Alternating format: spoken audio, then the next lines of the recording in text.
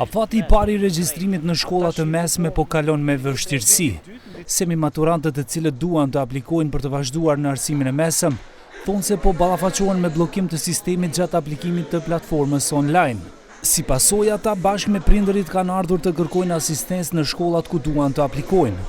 Në kabinetin e informatikës së shkollës së mesme teknike Cvetan Dimov në Shkup, profesorët po i ndihmojnë nxënësit për t'i mbushur aplikimet, të cilët nuk kanë arritur t'i bëjnë nga shtëpia. Sinqerisht kemi pas pak probleme teknike gjatë mëngjesit sotëm, se duket ka qenë faqja e mbygarkuar dhe ka pas shumë aplikime nga me qenë se gjithë nxënësit tash aplikojnë. Edhe ka marrë më tepër kohë, mirë po në momentin që është në funksion të plot faqja, nuk merr më shumë se 3 deri në 5 minuta për një aplikim. Shumë nxënës kanë ardhur këtu të marrin asistencë. Kjo nuk kupton që s'kan arritur ta bëjnë nga shtëpia.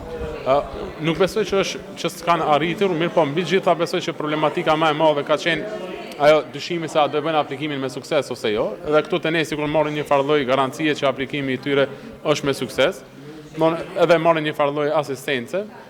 Nga drejtoria e kësaj shkolle thonë se afati i parë mbaron nesër, por nxënësit kanë edhe afatin e dytë javës tjetër dhe një afat shtesë në fund të gushtit. Kemi formuar ekipe të punës, ato profesorë të cilët ndihmojnë në procesin e aplikimit, regjistrimit, se normal ka vështirësi, një pjesë e nxënësve do kanë vështirësi me regjistrimin, do thonë nuk e dinë procedurën se si shkon aplikimi.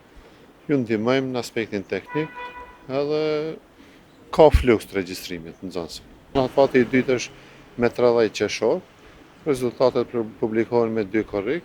Nëse edhe afatin e dytë nuk plotësohen kvotat e nxënësve, klasat nuk plotësohen me nxënës, atëherë ekziston mundësia edhe për afat tretë.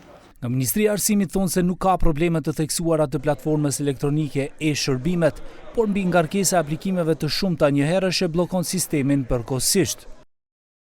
Deri të hënën në mesditë ka pasur rreth 10.600 aplikime. Presim që ndërmjet 16 deri 17.000 nxënës të regjistrohen në arsimin e mesëm në periudhën e parë të regjistrimit. Nuk ka problem me sistemin, këtë e konfirmon numri i aplikimeve. Ka nxënës që kanë haruar fjalkalimin e profilit të tyre në schools.mk, kështu që po i drejtohen Ministrisë së Arsimit dhe Shkencës për mbështetje.